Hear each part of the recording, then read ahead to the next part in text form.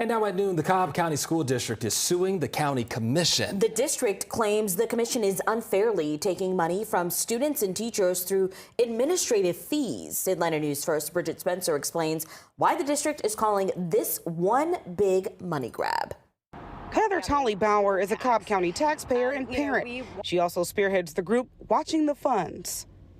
We are a grassroots organization that keeps an eye on how Cobb County Schools spends our tax dollars. She was concerned after finding out the Cobb School District filed a lawsuit against the county commission. The district is accusing Cobb County commissioners of taking millions of dollars in what they believe are exorbitant administration fees for school tax collection. But, we've got some concerns because as taxpayers, we are paying for this lawsuit on both sides. So if the county is charging more money in an administrative fee than what they should be or could be, that's concerning.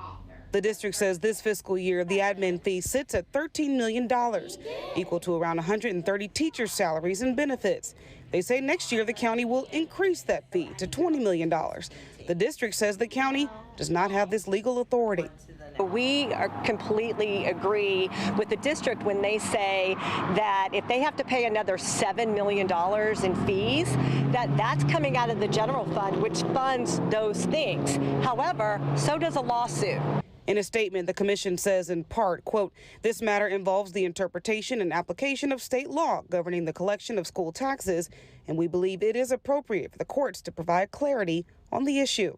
Meanwhile, the district says their teachers already serve students at one of the lowest costs per pupil in Metro Atlanta.